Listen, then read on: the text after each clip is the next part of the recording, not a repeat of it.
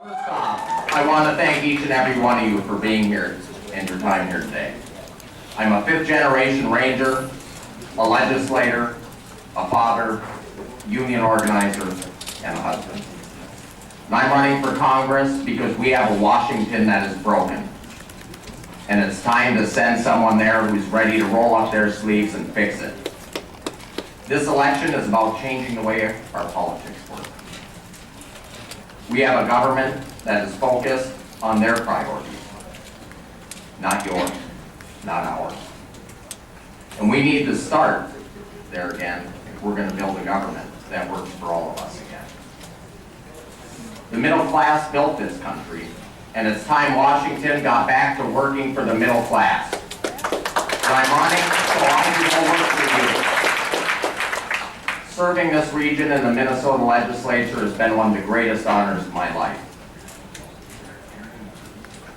I've learned so much, and together, all of us have accomplished a lot. We built bridges, not walls, and they were made with 10 million pounds of American-made steel. Together, we empowered people to marry the person that they love. Together, we invested in education, providing families access to pre-K, creating a new funding account at the IRRB administered by them that will spend over $100 million so our children and the next generation is prepared to be a little smarter than their parents. I was sent to St. Paul to make life a little better for my district and for all Minnesotans. Because that's what our politics should be. It's about making life just a little easier for all of us. And I know life gets tough. I've had my own challenges. When I was just 16, my mother was struck and killed while walking with my brothers and dad to go fishing. It was devastating. You know what made it worse? Her insurance company refused to pay the claim, called it an act of God. 12 years later, I had a small painting business that went belly up because a government contractor refused to pay me for the work that I had done and left me with the bill. But up here in the 8th, we look out for one another. And during those difficult times, I always relied on my friends, family, and neighbors to be there for me. You know what? Government should work the same way. If you're down, you shouldn't have to get up alone. Your government should be there to lend a hand. And if you work hard and your reward is a pink slip, your government should be there to cut you help through the red tape, not just give you the runaround. And if your grandparents need you at the end of their lives like mine did, your family should have both the right and ability to spend their last days together. Look, folks, you've got a good job. A lot of life's little challenges take care of themselves. Feeling secure, being able to care for the people you love, that's what matters most, and it's what Washington should be focused on. Take a moment now and ask yourself, what's the difference between Wall Street and Washington? Right, not that much. And they have a saying, if it's broken, you get two choices. Either leave it as is or try to change it. And we're here today because we all know it's time for that change. We can't thrive if families are stuck wondering how they're going to pay rent this month. And we can't thrive if working parents don't have access to affordable health care and child care. And we can't thrive if families can't take care of their parents and grandparents as they age. And we can't thrive if we don't invest responsibly in education and job opportunities for our kids to stay here and raise their family. We've seen it before. We send people to Washington to fight for us, and they only leave us behind when they get there. And I promise, this won't happen when I get to Washington. I'll represent the values of the 8th because we're fighters. I'll make sure we build on the belief that people are what make our district strong. And I'll fight for you as a representative should. I'll I'll make sure that we invest in education so that our kids get a fair shake wherever they live. Our policies need to reflect our values. And public education has been one of the greatest equalizers in this country for generations.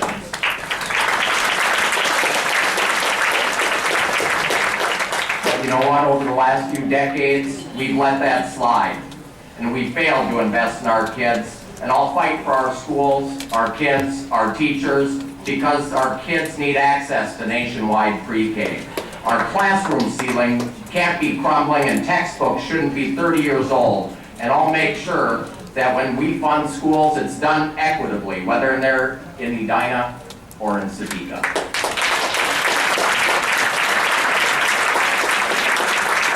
I'll make sure that when our kids get to college, they don't graduate with the same debt load as the cost of a mortgage. Yeah. A four-year college should be free, and you should be able to have a degree. And I'll fight to make sure that everyone has the same access to education and a career and the training they choose, no matter what. I will fight for paid family and medical leave, just like I did when I was in St. Paul. We shouldn't be forcing people to choose between missing work to take care of a loved one or paying a light bill. I'll work to protect Social Security, Medicare, and Medicaid because they aren't entitlements. We've earned them. And I'll fight to make sure that the tax dollars you paid in there for them will be there when you need them. And I promise that that's true, because a promise made in my family is a promise kept.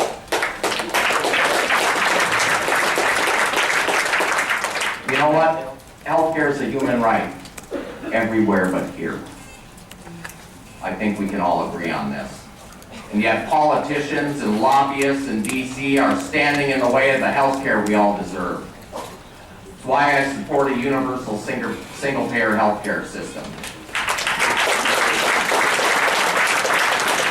When I say universal, that means a system that covers physical health, mental health, and dental care.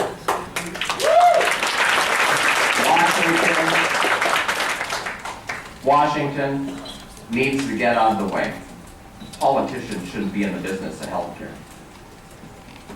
I'll fight and defend for a woman's right to choose.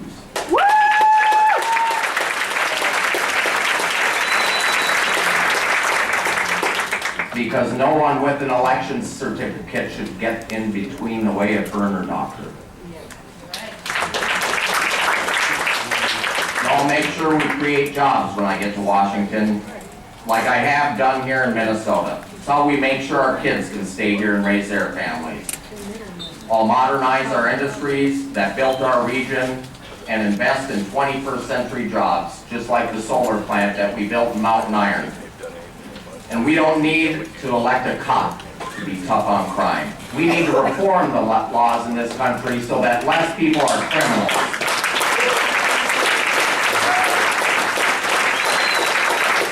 It's why I introduced legislation last year to decriminalize marijuana. It's why I voted to ban the box. Because everyone in this country deserves a second chance. Especially when most of us haven't even gotten the opportunity for a first one. And I'm not here asking for your support today just because of one issue. We all know this election and our futures are bigger than that. And I'm not running today just because I want to get to Congress. We've already got enough of those guys out there. I'm running for Congress because I know only together we can make the changes we need when we look out for each other. And I'm here today because I believe together we can bring that change to Washington. We've seen our share of ups and downs in the game. We're a diverse district.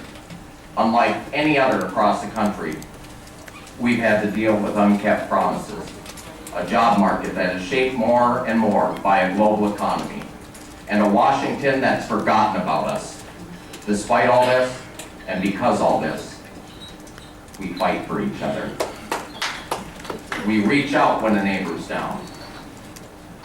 And when a friend needs a hand when our communities are challenged, by an ever-changing world, we hold each other up. Now we move on to the question and answer portion.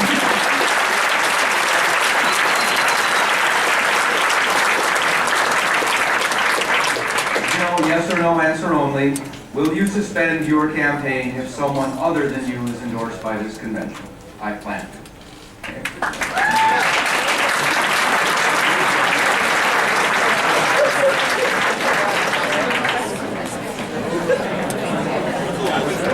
Good, we now, before we have our final speaker, we're going to get the updated credentials card numbers so we know what we have. Turn over the credentials. Thanks to a tremendous presidential committee who had a difficult time getting everything together, but we did. We now have 166 delegates seated on the floor and 111 alternates. What's the VIP?